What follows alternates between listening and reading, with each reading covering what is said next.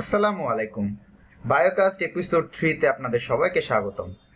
আজকে আমরা যে বিষয় নিয়ে আলোচনা করব সেটি হলো নিউক্লিয়াস। নিউক্লিয়াস আমাদের অন্যতম একটি খুবই গুরুত্বপূর্ণ অর্গানেলস। তো চলো শুরু করা যাক। আমাদের প্রথমে যে জিনিসটি জানতে হবে, নিউক্লিয়াসকে বলা হয় কোষের মস্তিষ্ক, প্রাণকেন্দ্র, কেন্দ্রিকা। তাহলে কোষের মস্তিষ্ক, প্রাণকেন্দ্র বা কেন্দ্রিকাকে নিউক্লিয়াস। নিউক্লিয়াস সর্বপ্রথম কে আবিষ্কার করেন এবং নামকরণ করেন? Robert brown. রবার্ট ব্রাউন সর্বপ্রথম 1831 সালে অর্কিড বা রাসনার পত্রকোষে নিউক্লিয়াস আবিষ্কার করেন। ল্যাটিন নাক্স অর্থ কি? নাট থেকে আমাদের এই নিউক্লিয়াস শব্দের উৎপত্তি হয়েছে। এরপর আমাদের যে জিনিসটি জানতে হবে সেটি হলো সংখ্যা ও বিস্তৃতি। প্রতি কোষে সাধারণত একটি নিউক্লিয়াস থাকে। ইন জেনারেল একটি করে নিউক্লিয়াস থাকে, কিন্তু আদি কোষে কোনো নিউক্লিয়াসই থাকে না। আমার জন্য এই ইনফরমেশনটা ইম্পর্টেন্ট যে আদি কোষে কোনো নিউক্লিয়াস থাকে না। কিছু সংখ্যক প্রকৃত কোষ, যেমন কি সিভ কোষ, মানুষের লোহিত রক্তকণিকা প্রভৃতিতে পরিণত অবস্থায় নিউক্লিয়াস থাকে না। খুবই ইম্পর্টেন্ট মেডিকেল ভর্তি পরীক্ষার জন্য। সিভ কোষ এবং মানুষের লোহিত রক্তকণিকা প্রভৃতিতে পরিণত অবস্থায় নিউক্লিয়াস থাকে না। তার মানে কিন্তু ইনিশিয়াল অবস্থায় কিন্তু আমাদের এই সিভ কোষ এবং আরবিসিতে নিউক্লিয়াস প্রেজেন্ট থাকে, কিন্তু পরিণত অবস্থায় এই নিউক্লিয়াসটা থাকে না। আচ্ছা, অনেক কোষে একাধিক নিউক্লিয়াস থাকতে পারে। একাধিক নিউক্লিয়াস কাদের রয়েছে? যেমন আমরা এক্সাম্পল দিতে পারি ভাউচারিয়া, বটরেডিয়াম। এদের ক্ষেত্রে আমরা কি দেখতে পাই? বহু নিউক্লিয়াস থাকে ইত্যাদি। শৈবাল এবং পেনিসিলিয়ামে সহ কতিপয় ছত্রাকে বহু নিউক্লিয়াস থাকে। এরকম বহু নিউক্লিয়াস থাকলে আমরা এটাকে কি বলি? সিনোসাইট বলি। তাহলে ভাউচারিয়া, বটরেডিয়াম, এসফেরোপেলিয়া এগুলো আমাদের সিনোসাইট বলি। নেক্সট আমাদের যেটা জানা লাগবে সেটা হলো আকার ও আয়তন। আকার এবং আয়তনের দিকে দেখো, নিউক্লিয়াস কোষের 10 to 15% স্থান দখল করে, আর স্পার্ম বা শুক্রাণুর 90%ই নিউক্লিয়াস। আমাদের জন্য খুবই ইম্পর্টেন্ট একটা ইনফরমেশন, স্পার্ম বা শুক্রাণুর প্রায় 90%ই নিউক্লিয়াস। নেক্সট দেখো নিউক্লিয়াসের কাজ। নিউক্লিয়াসের কাজের ভেতর আমাদের আবার কাজগুলো খুব ভালোভাবে পড়া লাগবে। নিউক্লিয়াস কোষের সব ধরনের জৈবিক কাজ নিয়ন্ত্রণ করে, তাই একে কি বলা হয়? কোষের মস্তিষ্ক, কোষের প্রাণকেন্দ্র। এটি আমরা আগেও পড়ে আসলাম। নেক্সট যেটা জানতে হবে, এতে ক্রোমোজোম থাকে যার দ্বারা বংশ পরম্পরায় জীবের বৈশিষ্ট্য রক্ষা পায়। এতে ক্রোমোজোম থাকে, এরা আরএনএ এবং প্রোটিন সংশ্লেষণে বিশেষ ভূমিকা রাখে। এরা কোষের ডিএনএ অনুলিপনের নির্দেশ প্রদান এবং নিয়ন্ত্রণ করে থাকে। এগুলো আমাদের গেল নিউক্লিয়াসের কাজ। নেক্সট আমাদের একটি আদর্শ নিউক্লিয়াসের গঠন। একটি আদর্শ নিউক্লিয়াস কয়টা অংশ দিয়ে গঠিত আমরা সবাই জানি? 4টা অংশ নিয়ে। কি? Nuclear envelope, nucleoplasm, nucleolus and কি নিউক্লিয়ার ক্রোমাটিন তন্তু, তাই না? নিউক্লিয়ার এনভেলাপ যেটা দ্বিস্তর, নিউক্লিওপ্লাজম, নিউক্লিওলাস অ্যান্ড ক্রোমাটিন তন্তু। তো চলো নিউক্লিয়ার এনভেলাপ নিয়ে যেটি জানতে হবে আমাদের, এটিও একটি দ্বিস্তরী মেমব্রেন। আমি আগেই বলেছি আমাদের বডির সেলের ম্যাক্সিমাম স্ট্রাকচারই দ্বিস্তরী। এরপরে যেটি জানতে হবে, আমাদের যে নিউক্লিয়ার রন্ধ্রের ব্যাস সেটি কত? 9 ন্যানোমিটার। কত?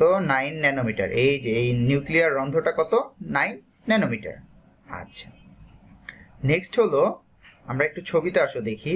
এই যে অ্যাঙ্কর প্রোটিন দিয়ে আমাদের ট্রান্সপোর্টার প্রোটিনটা, এবং সাথে সাথে এই যে রিং সাব ইউনিটগুলা, স্পোক বলে এগুলাকে, স্পোক দ্বারা যুক্ত থাকতেছে এই রিং সাব ইউনিটগুলা। তাহলে এখানে আমাদের যেটা জানা লাগবে সেটি হলো একটা বড় আকারের প্রোটিন থাকে যেটাকে আমরা বলি ট্রান্সপোর্টার কি করে? ট্রান্সপোর্ট করতে হেল্প করে। এই দেখো এই রিংটার মাঝখানে এই যে বড় এই প্রোটিনটা, এটা হলো আমাদের ট্রান্সপোর্টার প্রোটিন। এটা কয়টা? মোট 8টা প্রোটিন গ্রানুল দ্বারা ছিদ্রটি নিয়ন্ত্রিত থাকে। এই দেখো 1 2 3 4, আর এখানে এই যে 4টা, তাহলে 8টা দ্বারা নিয়ন্ত্রিত থাকতেছে। এবং আমাদের এই যে জিনিসটা কিসের মাধ্যমে যুক্ত আছে? অ্যাঙ্কর প্রোটিন দ্বারা। অ্যাঙ্কর মানে যুক্ত করে। যে নিউক্লিয়ার এনভেলপের ভেতর হতে উৎপন্ন ফোস্কাকে কি বলি আমরা? নিউক্লিয়ার ফোস্কা বলি। আচ্ছা, আমাদের এখানে এটুকু পড়লেই চলবে।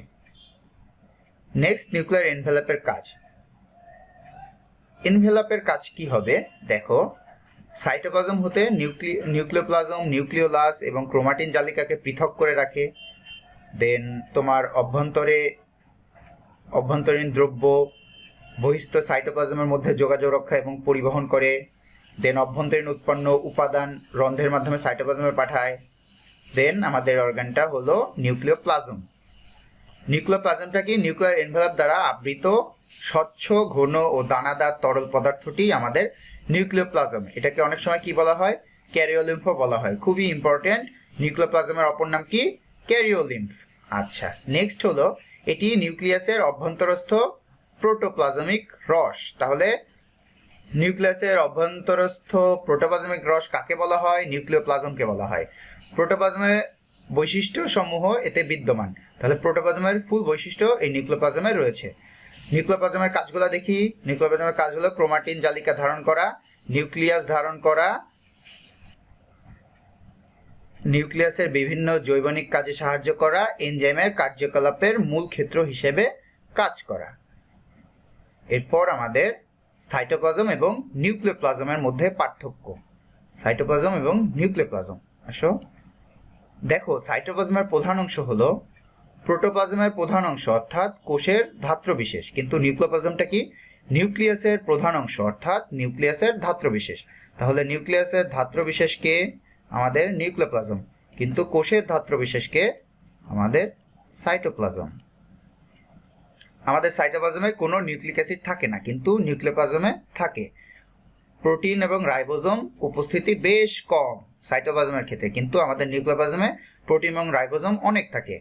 এদের দেখো শ্বসনিক এনজাইম, রঞ্জক কিছুই সবগুলা থাকে, কিন্তু এদের কিছুই থাকে না। দেন এদের মেনলি যেটা জানাবে কাজগুলা কি? কোষীয় অঙ্গাণু ধারণ করে এবং কোষীয় বিপাক ক্রিয়ায় সকল কাঁচামাল সরবরাহ করে। কিন্তু নিউক্লিওপ্লাজম আমাদের নিউক্লিওলাস, ক্রোমাটিন ধারণ করে। এরপর গ নাম্বার আমাদের নিউক্লিওলাস। নিউক্লিয়াসের ভেতরে আমাদের নিউক্লিওলাস। নিউক্লিয়াস কে আবিষ্কার করেছিল? Robert brown. কিন্তু নিউক্লিওলাস কে আবিষ্কার করেছে? বিজ্ঞানী ফন্টানা। বিজ্ঞানী ফন্টানা সর্বপ্রথম নিউক্লিয়াসের অভ্যন্তরে এটি দেখতে পান এবং নামকরণ কে করেছেন? বোম্যান এর নামকরণ করেন। খুব ইম্পর্টেন্ট। আবিষ্কার করেছেন নিউক্লিয়াস কে, নিউক্লিওলাস কে এবং নামকরণ কে করেছেন? তাহলে নিউক্লিয়াস আবিষ্কার এবং নামকরণ বোধ করেছেন রবার্ট ব্রাউন। আমাদের বিজ্ঞানী ফন্টানা নিউক্লিওলাস আবিষ্কার করেছেন এবং বোম্যান এর নামকরণ করেছেন নিউক্লিওলাস। এই দুটো জিনিস দিয়ে কিন্তু ভর্তি পরীক্ষায় প্রতি বছর দেখা গেছে যে আমাদের প্যাচ লাগিয়ে দেয়। নেক্সট দেখো এদের অবস্থান। আমাদের নিউক্লিওলাসটা যেখানে থাকে সেটাকে আমরা স্যাট বা স্যাটেলাইটটা বলছি। দেন এদের উৎপত্তি।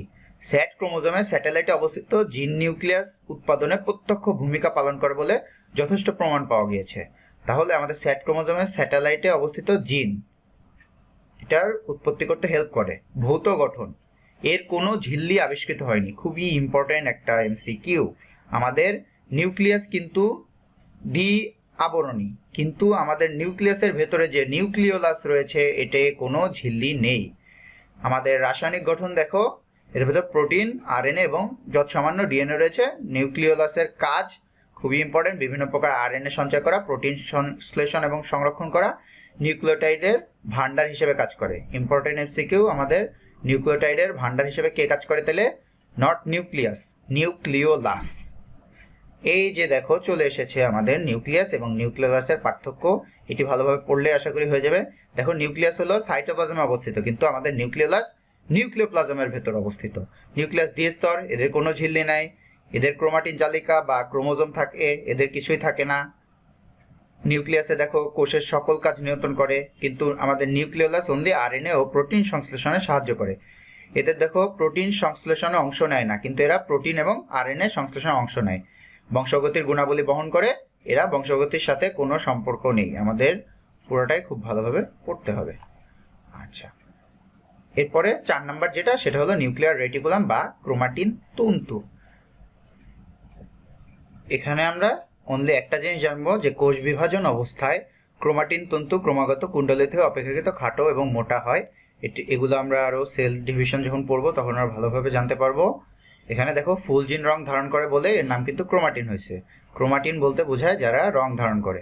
রাসায়নিক গঠন অত ইম্পর্টেন্ট না, নিউক্লিয়ার রেটিকুলামের কাজ লাগবে না।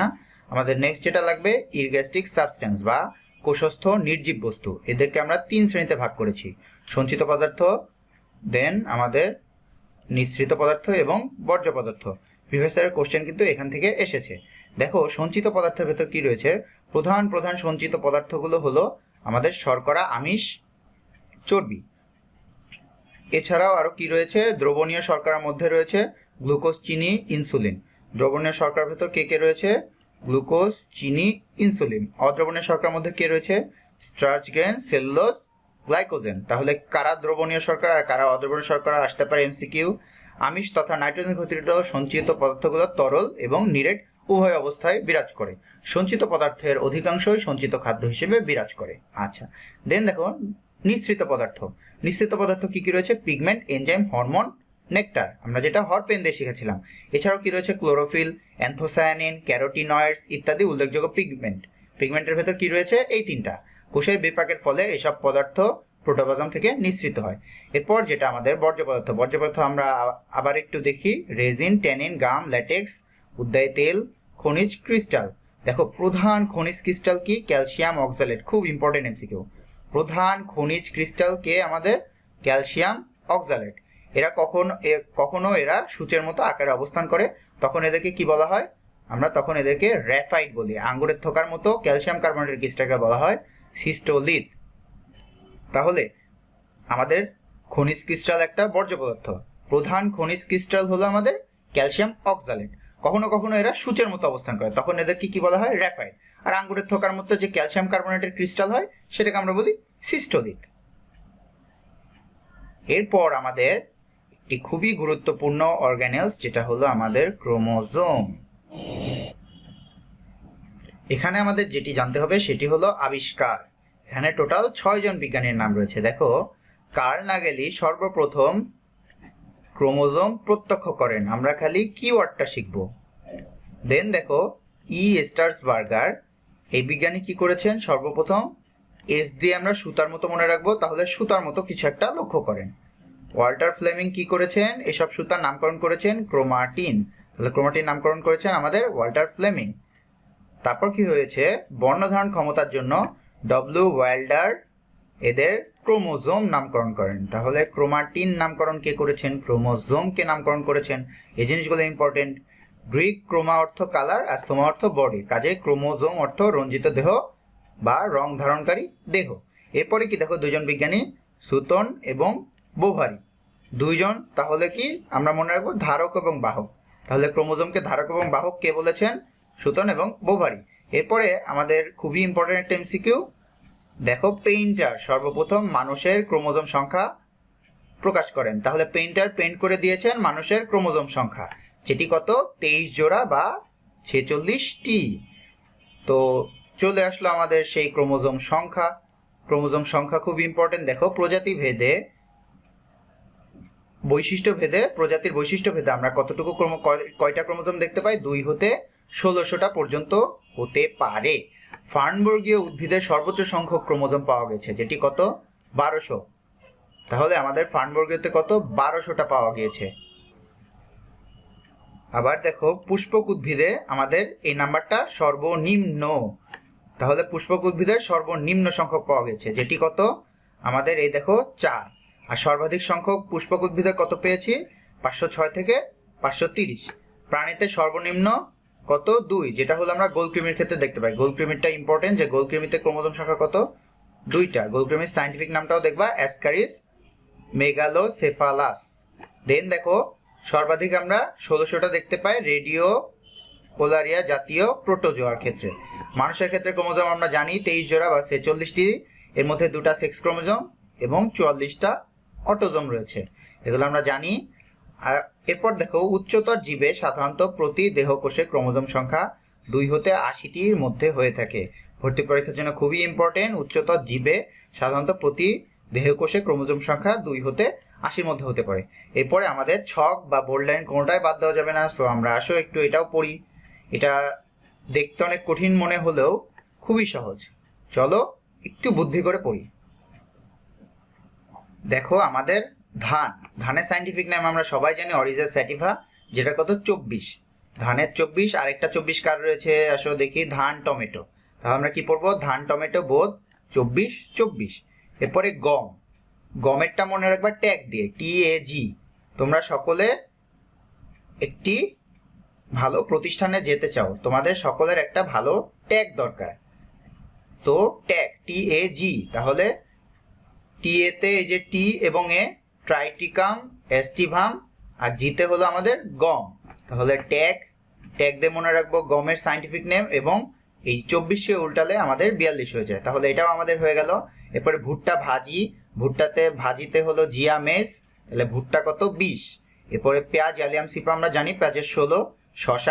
শশা কিউকাম্বার ইংলিশে, তাহলে কিউকামিস মনে থাকবে। গোল আলু সোলা নাম মনে রাখবো, গোল আলুর কত 48, শশার কত 14। এরপরে কত তামাক কত দেখো, নিকোটিন থাকে তামাকে, তাই নিকোটিনা টাবাকাম, এটার কত 28। দেন আসো পেঁপের হলো পেঁপেয়া নামে মিল আছে, বাঁধাকপির ইংলিশ নামের থেকে আসছে ব্রাসিকা। পাট কর্কোরাস ক্যাপসুলাস, পাটের কত 14। মূলা খেলে আমরা স্যাটিসফাইড হই না, তাহলে স্যাটিসফাইড দিয়ে মনে রাখবো স্যাটিভাস, কত 18। চীনাবাদাম মনে রাখবো সাইন্টিফিক নাম, চীনারা কি এরা চিজ, তাহলে দেখো এরা চিজ, তাহলে চীনা এরা চিজ কত 40। চীনা দিয়ে 40 খুব সহজে মনে রাখা যায়। এরপরে এগুলা এই পাশের গুলা খুবই ইম্পর্টেন্ট, দেখো একটু বোল্ড করে দিই। মানুষ এটা তো আমরা জানি 46। আমরা গরু ছাগলেরটা জানি, গরু ছাগল 60। গরু ছাগল কি হবে 60। গরু কি আমাদের বস, আর ছাগল হলো ক্যাপ্রা হিরকাস। কবুতরের কলম্বা, এটা কত কবুতরের 80। সোনা ব্যাঙ অত ইম্পর্টেন্ট না। খরগোশেরটা আমরা দেখবো, খরগোশের কান কেমন, এদের দেখো কানিকুলাস, মানে কান কুলার মতো, তাহলে খরগোশ কি কানিকুলাস, এদের কত 44। এরপরে গরিলা সাইন্টিফিক নাম খুব সুন্দর, গরিলা দেখো আমাদের 46, এদের কত 48। গরিলার কি আছে, একটা লেজ আছে, মানুষের একটা লেজ নাই, তাহলে এদের যেহেতু লেজ একটা বেশি, তাহলে দুইটা ক্রোমোজোমও বেশি। এরপরে গিনিপিগ নিয়ে আমরা এক্সপেরিমেন্ট করি, তাহলে দেখো 46, আর এদের কত 64, উল্টালেই হয়ে যায় 46 64, কোরিলেট করে পড়তে হবে। 46 এদের কত 64, গিনিপিগ নিয়ে আমরা এক্সপেরিমেন্ট করি। গিনিপিগের সাইন্টিফিক নাম কি ক্যাভিয়া পোর্সেলাস। এরপরে কি আছে আমাদের গৃহমাছি, তাহলে ডোমেস্টিকা কত 12। ফলের মাছি হলো মেলানো, এটা কত 8। এরপরে কিউলেক্স মশা কি কিউলেক্স পাইপেন, এদের কত 6। গোলকৃমি আমরা জানি সবচেয়ে কম, কত 2। আর রেশম পোকা হলো বম্বে মরিচের কত 46, মানুষের সমান। তাহলে মানুষ এবং রেশম পোকার কিন্তু সমান। তাহলে আসো একটু আমি স্পেসিফাই করে দিই কোনগুলো বেশি ইম্পর্টেন্ট। দেখো মানুষ, গরু, ছাগল, কবুতর, আমাদের গরিলা, গিনিপিগ। দেন আমাদের যেটা জানা লাগবে কিউলেক্স মশারটা তো মানে গোলকৃমিরটা জানবা, আর রেশম পোকা জানবা, এখান থেকে আমাদের গৃহমাছিরটা জানতে পারি। নেক্সট আমাদের ধান, গম, ভুট্টা, পেঁয়াজ, শসা, টমেটো, তামাক, পাট, মোটামুটি এগুলা পড়লেই আমাদের হয়ে যাবে।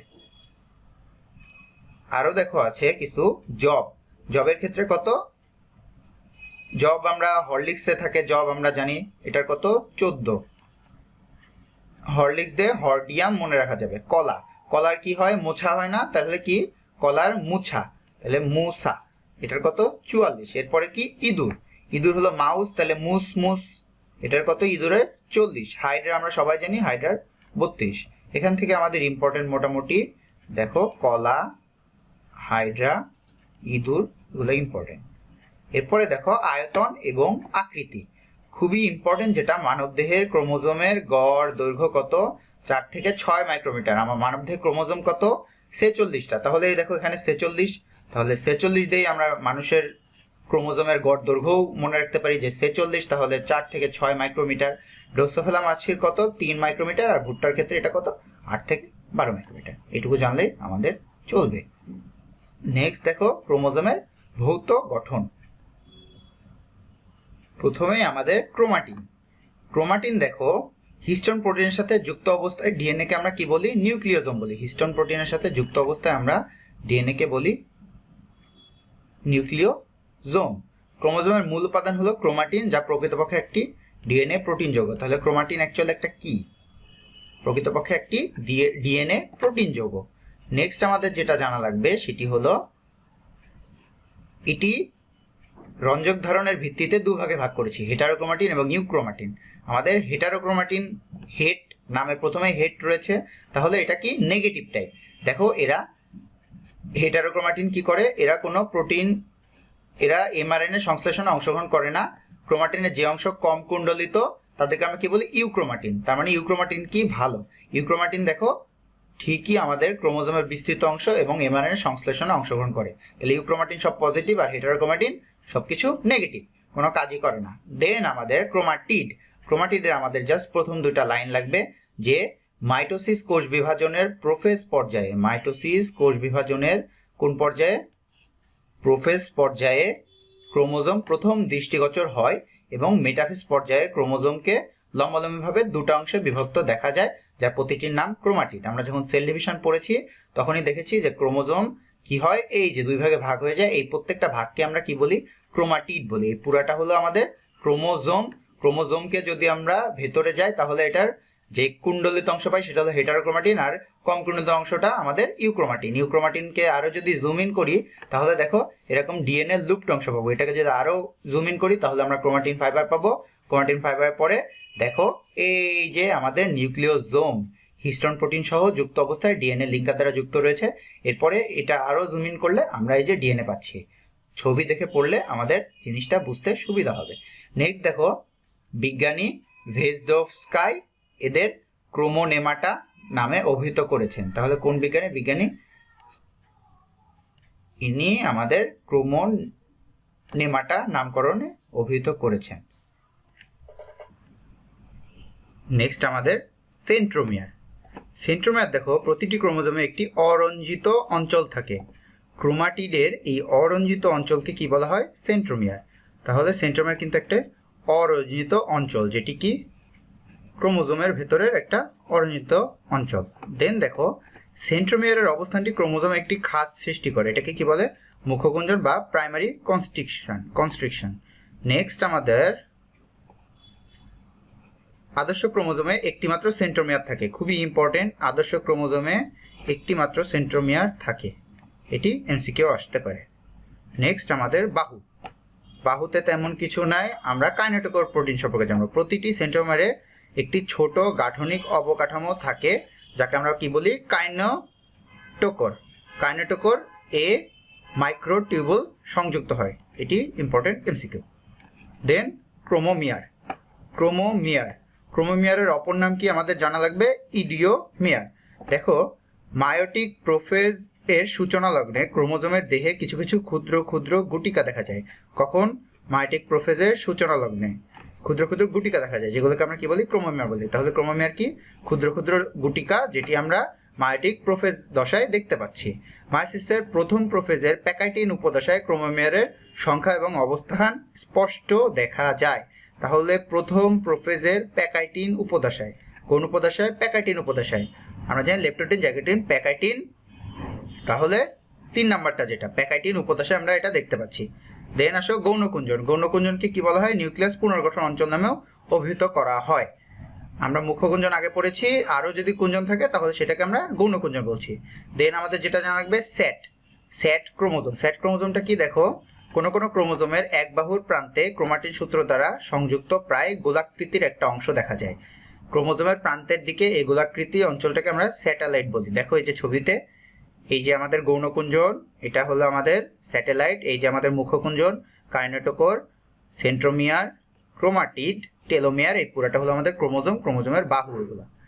তো খুব ইম্পর্টেন্ট, ভর্তি পরীক্ষায় একবার এসেছিল যে তুলা, পাট, ছোলা ইত্যাদি উদ্ভিদে কোনো কোনো ক্রোমোজোমে স্যাটেলাইট আছে। তাহলে স্যাটেলাইট কাট আছে তুলা, পাট, ছোলা, এদের ক্ষেত্রে আমরা ক্রোমোজোমে স্যাটেলাইট দেখতে পাই। ছোলার কোথায়? 1 নাম্বার ক্রোমোজোমে আমাদের স্যাটেলাইট থাকে।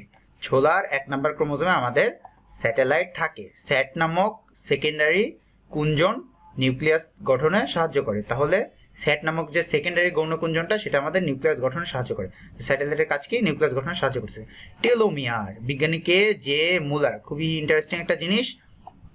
এর মতে উনি বলছে কি, দেখো ক্রোমোজোমের উভয় প্রান্তে বিশেষ বৈশিষ্ট্যপূর্ণ অঞ্চলকে আমরা টেলোমিয়ার বলি। অধিক বয়সে মানুষের যে জরা রোধে এই টেলোমিয়ার বিশেষ ভূমিকা রাখে। মানুষের যে জরা রোধ করার জন্য আমাদের কিন্তু এই টেলোমিয়ার বিশেষ ভূমিকা রাখে। তো টেলোমারেজ এনজাইম মানুষের জরা রোধে কাজ করে। তাহলে কোন এনজাইম মানুষের জরা রোধে কাজ করে? টেলোমারেজ এনজাইম। আচ্ছা, নেক্সট দেখো ক্রোমোজোমের মাথায় ডিএনএ রিপিটেড সিকোয়েন্স হলো টেলোমিয়ার। তাহলে টেলোমিয়ার অ্যাকচুয়ালি কি একটা DNA repeated sequence, DNA repeat sequence আমাদের টেলোমিয়ার। আচ্ছা, কোষ বিভাজনে ডিএনএর কোডিং অঞ্চলকে ধ্বংসপ্রাপ্ত হতে রক্ষা করে, এভাবে করেই কিন্তু আমাদের জরারোধে হেল্প করছে। তো ডিএনএ কোডিং অঞ্চলকে ধ্বংসপ্রাপ্ত হতে রক্ষা করে এরা। একটি কোষ কতবার বিভক্ত হবে টেলোমিয়ার তা নির্ধারণ করে। একটা কোষ কতবার বিভক্ত হবে সেটাও নিয়ন্ত্রণ করতেছে এ। প্রতি বিভাজনে টেলোমিয়ার দৈর্ঘ্য কমতে থাকে। দেখো প্রতি বিভাজনে কোষ ঠিকই বাড়ছে কিন্তু টেলোমিয়ারের দৈর্ঘ্য কমতে থাকে। এই দৈর্ঘ্য পরিমাপ করে বলা যায় ওই কোষটি আর কতবার বিভক্ত হবে এবং জীবটি তার কতকাল বাঁচবে। এভাবে টেলোমিয়ার হিসাব করলে আমরা দেখতে পাই আমাদের 65 বছর বয়সে কত 1500 বিপি। ইম্পর্টেন্ট কিন্তু জন্মকালে টেলোমিয়ার কত 8000 বিপি, আর বয়স যখন দেখো 65 তখন কত 1500 বিপি।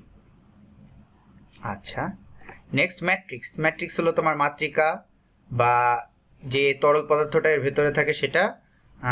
এখানে তেমন কিছু নয়, তবে দেখো আধুনিক গবেষণায় ম্যাট্রিক্সের অস্তিত্ব প্রমাণিত হয়নি। এরকম অস্তিত্ব প্রমাণিত আরও একটি আছে, সেটি কি পেলিকলের অস্তিত্ব প্রমাণিত হয়নি। পেলিকলটা কি দেখো ম্যাট্রিক্স সহ ক্রোমোজোমের বাইরে একটা পাতলা আবরণ। তাহলে যদি কখনো কোশ্চেন আসে যে ক্রোমোজোমের আবরণ কি কি বলা হয়, তখন কিন্তু আমরা পেলিকল অ্যান্সার দিলেও দিতে পারি, কিন্তু এটি আসলে এখনো এই যে প্রমাণিত হয়নি।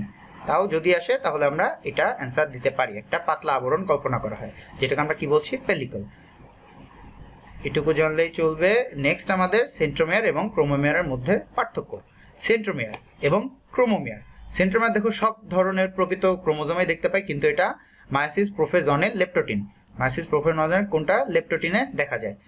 রঞ্জিত ক্রোমোজোমে অরঞ্জিত খাঁজ বিশেষ, আর ক্রোমোমিয়ার কি এরা ক্রোমোজোমের ডার্ক ব্যান্ড হিসেবে অবস্থান করে। এরা ডার্ক ব্যান্ড আর অরঞ্জিত খাঁজ। প্রতিটি ক্রোমোজোমে সাধারণত একটা থাকে, কিন্তু ক্রোমোমিয়ার কি প্রতিটি ক্রোমোজোম লম্বালম্বি অবস্থিত এবং অসংখ্য থাকে। এরা ডিএনএ অল্প কুণ্ডলিত, এদের কি দানার মতো দেখা যাচ্ছে। ক্রোমোমিয়ারে সাধারণত কোনো জিন থাকে না, এদের একাধিক জিন থাকে। এরপরে আমাদের সেন্ট্রোজোম এবং সেন্ট্রোমিয়ারের মধ্যে পার্থক্য। সেন্ট্রোজোম দেখো প্রাণী কোষে থাকে, কিন্তু আমাদের সেন্ট্রোমিয়ার উদ্ভিদ এবং প্রাণী কোষ বোথ প্রেজেন্ট, অনলি প্রাণী কোষ। এরপরে দেখো অঙ্গাণু কি সাইটোপ্লাজমে অঙ্গাণু, কিন্তু এটা একটা নিউক্লিয় বস্তু, মাকুতন্তু গঠনে সহায়তা করে। এরা কি মাকুতন্তুর সাথে ক্রোমোজোমকে সংযুক্ত রাখে। এদের গঠন কি ডিএনএ এবং প্রোটিন, এদের কিন্তু মানে আরএনএ এবং প্রোটিন, এদের হলো ডিএনএ এবং প্রোটিন। খুব সহজে এখান থেকে কোশ্চেন করা যায়, এই জন্য আমরা অ্যাটলিস্ট যে কোনো একটা সাইড মনে রাখলেও কিন্তু অপর সাইডটা হয়ে যায়। যেমন সেন্ট্রোজোম কি আরএনএ ও প্রোটিন, তাহলে অপশন যদি আমাদের এখানে কি লাগাবে যে সেন্ট্রোজোমের বৈশিষ্ট্য নয় নিচের কোনটি, দেখবা ডিএনএ ও প্রোটিন লাগিয়ে দেবে, কিন্তু আমরা জানবো যে আরএনএ ও প্রোটিন দিয়ে সেন্ট্রোজোম গঠিত। Next 5 number centriole. সেন্ট্রিওল থাকে এদের আর সেন্ট্রিওল অনুপস্থিত। এরপর একটি খুবই ইম্পর্টেন্ট জায়গা যেটা হলো আমাদের ক্রোমোজোমের প্রকারভেদ। কয় প্রকার হয়? 5 প্রকার। মোনোসেন্ট্রিক দেখো 1 সেন্ট্রোমিয়ার বিশিষ্ট ক্রোমোজোমকে আমরা মোনোসেন্ট্রিক বলি। ডাইসেন্ট্রিক কি 2 সেন্ট্রোমিয়ার বিশিষ্ট। দেখো এটার এক্সাম্পলটা ইম্পর্টেন্ট যে গমের কয়েকটা প্রজাতিতে আমরা ডাইসেন্ট্রিক দেখতে পাই। পলিসেন্ট্রিক কি 2 বা ততোধিক সেন্ট্রোমিয়ার বিশিষ্ট। কোন গাছে দেখতে পাই? কলা গাছে। কলা গাছে আমরা পলিসেন্ট্রিক ক্রোমোজোম দেখতে পাই। ডিফিউজটা দেখো ক্রোমোজোমের সুনির্দিষ্ট স্থানে সুস্পষ্টভাবে কোনো সেন্ট্রোমিয়ার থাকে না, তাহলে সেন্ট্রোমিয়ার থাকে না সেটা কি ডিফিউজ। আর অ্যাসেন্ট্রিকটা কি এক্ষেত্রে ক্রোমোজোমের কোনো সেন্ট্রোমিয়ার থাকে না, তখন তাকে আমরা অ্যাসেন্ট্রিক ক্রোমোজোম বলছি। কোষ বিভাজনে এরা অংশগ্রহণ করে না। ইম্পর্টেন্ট, কোষ বিভাজনে অ্যাসেন্ট্রিক অংশগ্রহণ করে না। সদ্য ভঙ্গুরকৃত কোনো ক্রোমোজোমের অংশবিশেষ এ ধরনের সদ্য ভঙ্গুরকৃত যে ক্রোমোজোমটা সেটার অংশবিশেষ আমাদের অ্যাসেন্ট্রিক। এরপরে আমাদের সেন্ট্রোমিয়ারের অবস্থান অনুযায়ী এর যে 4টা আকৃতি হয়। ভর্তি পরীক্ষার জন্য খুবই ইম্পর্টেন্ট এই প্রকারভেদগুলা। দেখো আমাদের মেটাসেন্ট্রিক কেমন? ভি আকৃতির। কেন? কারণ আমাদের যে সেন্ট্রোমিয়ার সেটা কিন্তু এই যে ভির এই মাথাটায় থাকছে। এটার এক্সাম্পল কি আছে? সোলানাম নিগারাম ভেতর, এটা আমরা দেখতে পাই। এরপরে এটা কেমন আকৃতির? উপমধ্যকেন্দ্রিক এল আকৃতির। এই দেখো মধ্যকেন্দ্রিক, উপমধ্যকেন্দ্রিক, উপপ্রান্তকেন্দ্রিক এবং প্রান্তকেন্দ্রিক। আমরা ইংলিশ নামটাও শিখবো। সাবমেটাসেন্ট্রিক এটা অ্যাক্রোসেন্ট্রিক কি জের মতো দেখতে হয়। এটা যেটা জানা লাগবে, একই উদ্ভিদ প্রজাতিতে একাধিক প্রকার ক্রোমোজোম থাকতে পারে, যেমন টিফোনিয়াম ট্রাইলোব্যাটাম, যেমন ঘেটকচু। এদের ক্ষেত্রে আমরা কি দেখতে পাই? 11টি মধ্যকেন্দ্রিক, 4টা উপমধ্যকেন্দ্রিক, 2টা উপপ্রাককেন্দ্রিক। এটি একটি মনোজোমিক উদ্ভিদ। ঠিক আছে, আমরা তাহলে কি জানলাম, উপপ্রান্তকেন্দ্রিক কে কেমন দেখতে, জে এর মতো, এবং একটা প্রজাতিতে একাধিক প্রকারের ক্রোমোজোম থাকতে পারে, যেমন আমরা ঘেটকচুতে দেখতে পাচ্ছি 11টা মধ্যকেন্দ্রিক, 4টা এটা আর 2টা এরকম। আচ্ছা, দেন টেলোসেন্ট্রিক দেখতে যেমন একদম লেজের দিকে থাকে, তাহলে এটা আয়ের মতো দেখতে হয়। নেক্সট আমাদের যেটা জানা লাগবে যে দেহ গঠন এবং লিঙ্গ নির্ধারণের উপর ভিত্তি করে আবার 2 রকম। আমরা এটা জানি, অটোজোম কত আছে, 22 জোড়া বা 44টা, এবং 1 জোড়া আমাদের সেক্স ক্রোমোজোম, যেটা হলো XY। Sex link inheritance disease হয় আমাদের এই XY এর মাধ্যমে, এগুলো আমরা আরো ডিটেলসে জানবো। ক্রোমোজোমের রাসায়নিক গঠন বা উপাদান। ক্রোমোজোমের রাসায়নিক গঠন কেমন, বেশ জটিল। ক্রোমোজোমের প্রধান রাসায়নিক উপাদান হলো আমাদের নিউক্লিক অ্যাসিড এবং প্রোটিন। ঠিক আছে, তো নিউক্লিক অ্যাসিড কয় ধরনের, 2 ধরনের নিউক্লিক অ্যাসিড রয়েছে, যেটি হলো আমাদের ডিএনএ এবং আরএনএ।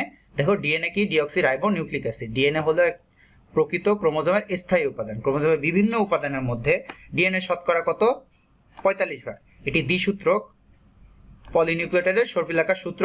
সর্পিলাকার দেখতে আমরা জানি একটি সূত্র অপরটি পরিপূরক, এতে কি 5 কার্বন বিশিষ্ট পেন্টোজ শর্করা, অজৈব ফসফেট, নাইট্রোজেন ক্ষারক এগুলো রয়েছে।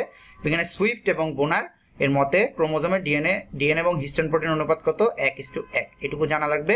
আর জীবনের প্রায় 90 ভাগ ডিএনএ ক্রোমোজোমে থাকে, তাহলে 90% ডিএনএ ক্রোমোজোমে থাকে। এরপর আমাদের আরএনএ পুরোরূপ কি, রাইবোনিউক্লিক অ্যাসিড। আরএনএ কত পরিমাণ, শতকরা 0.2 থেকে 1.4%। আরএনএ ক্রোমোজোমের স্থায়ী উপাদান নয়, আমাদের ডিএনএ কিন্তু ক্রোমোজোমের স্থায়ী উপাদান ছিল। প্রতিটি আরএনএ অণু সাধারণত কেমন, এক সূত্র, একটি 5 কার্বন বিশিষ্ট রাইবোজ শর্করা, অজৈব ফসফেট, অ্যাডিনিন, গুয়ানিন, ইউরাসিল আর সাইটোসিন দ্বারা গঠিত। অনেক ভাইরাস কোষে ডিএনএ পরিবর্তে কি থাকে, আরএনএ থাকে, তাহলে ভাইরাস কোষে কিন্তু ডিএনএ পরিবর্তে আরএনএ থাকে। আরএনএ থাকলে আমরা আরএনএ ভাইরাস বলি, আর ডিএনএ থাকলে সেটাকে ডিএনএ ভাইরাস বলি। এরপরে আমাদের প্রোটিন। প্রোটিন কি, দেখো ক্রোমোজোমে প্রোটিনের পরিমাণ শতকরা কত, 55 ভাগ। ক্রোমোজোমে 2 ধরনের প্রোটিন রয়েছে, এক দেখো নিম্ন আণবিক গুরুত্ব সম্পন্ন প্রোটিন আর উচ্চ আণবিক। একটি নিম্ন আণবিক আর একটা উচ্চ আণবিক গুরুত্ব সম্পন্ন অম্লীয় প্রোটিন। তাহলে মজার বিষয়, উচ্চ আণবিক গুরুত্ব সম্পন্ন যারা, তারা অম্লীয়, তাহলে নিম্ন আণবিক গুরুত্ব সম্পন্ন তারা কিন্তু অবশ্যই ক্ষারীয়। আসলে দেখি কথাটা, নিম্ন আণবিক গুরুত্ব সম্পন্ন ক্রোমোজোমে প্রোটামিন অথবা হিস্টোন হিসেবে এই দুটি ক্ষারীয় প্রোটিনের মধ্যে যে কোনো একটিকে পাওয়া যায়, এই যে ক্ষারীয় প্রোটিন। তবে বেশিরভাগ ক্রোমোজোমে আমরা হিস্টোন প্রোটিন পাই। হিস্টোন প্রোটিন খুব ইম্পর্টেন্ট। প্রোটামিন পাওয়া যায় শুধু শুক্রাণুর ক্রোমোজোমে, ভর্তি পরীক্ষার জন্য খুবই ইম্পর্টেন্ট।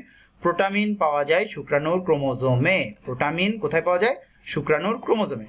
ক্রোমোজোমে হিস্টোনের পরিমাণ ডিএনএ এর প্রায় কাছাকাছি, এত পরিমাণ হিস্টোন থাকে যে প্রায় ডিএনএ এর কাছাকাছি। কত প্রোটিন ডিএনএ অণুর সাথে সরাসরি যুক্ত থাকে, এগুলোর ভেতরে কয়েকটা এক্সাম্পল রয়েছে, আর অত দরকার নেই। নেক্সট হলো উচ্চ আণবিক গুরুত্ব সম্পন্ন প্রোটিন। ক্রোমোজোমে বেশ কয়েক ধরনের অম্লীয় প্রোটিন থাকে, তাহলে উচ্চ আণবিক গুরুত্ব সম্পন্নগুলো কিন্তু অম্লীয়, আর নিম্ন গুরুত্ব সম্পন্ন যেগুলো সেগুলো কিন্তু আমাদের ক্ষারীয়। ঠিক আছে, নন হিস্টোন প্রোটিন কয়টা আছে এবং এনজাইম হিসেবে কাজ করে, প্রায় 500 ধরনের রয়েছে। এরপরে ক্রোমোজোমের কাজ, বংশগতির বাহক, জিন জীবনের ব্লুপ্রিন্ট হিসেবে কাজ করে। এই লাইনটা জাস্ট পড়বো। বি ক্রোমোজোম সাধারণ ক্যারিওটাইপে অতিরিক্ত ক্রোমোজোম হিসাবে উদ্ভিদ, প্রাণী এবং ছত্রাকের কোনো কোনো প্রজাতিতে বি ক্রোমোজোম থাকে, তাহলে এটি কিন্তু সবার থাকে না, কিছু কিছু স্পেশাল জায়গায় এটা থাকে। বি ক্রোমোজোম ক্ষুদ্র ও নন ভাইটাল ক্রোমোজোম, এরা হেটারোক্রোমাটিন সম্পন্ন।